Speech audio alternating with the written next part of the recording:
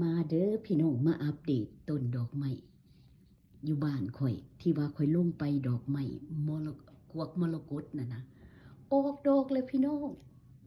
ออกดอกแล้วเป็นตัวจริงมาแล้วออกดอกแล้ว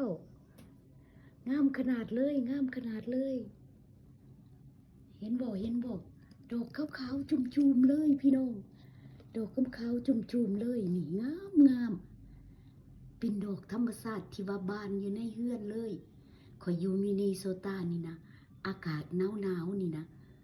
อากาศหนาวข้างนอกนี่เย็นแต่ว่าอยู่ในเฮือนของข่อยออกดอกข่อยปลูกมานี่หลายปีแล้ว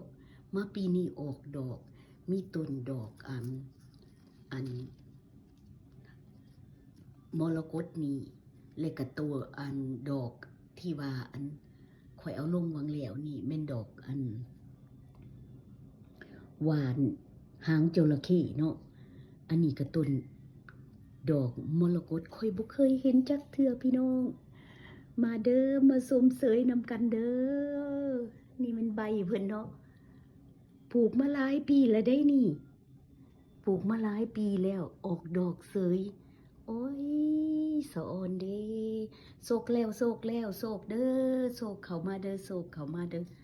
อันตัวนี้หน่อยนี่คือสิเมนดอกบ่หรือใบมาลุ้นกันอีกเด้อว่าสิมาออกดอกพร้อมกันบ่โอ้ยโศกเลยเด้อโศก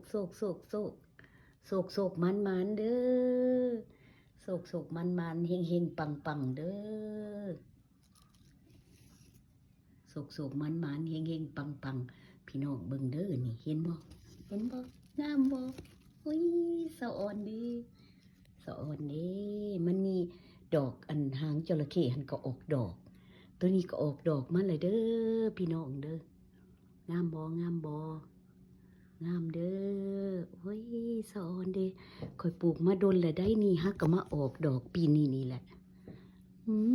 มสิมีหมู่ขึ้นมาอีกบ่นี่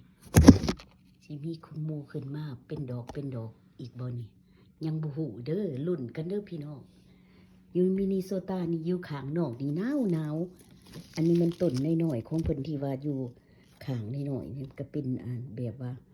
เป็นลูกเพิ่นหมดเนาะแถวนี่โอ้ยงามดีโศกมันปังเฮงปังเด้อข่อยคิดว่าปีนี้เป็นปีโศกเด้อสำหรับข่อยมันมี2อย่างที่ออก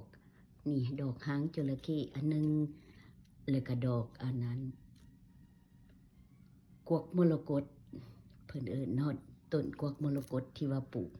โอ้ยงามบ่พี่น้องงามบ่ดอกเพิ่นงามขนาดเลยงามพี่น้อง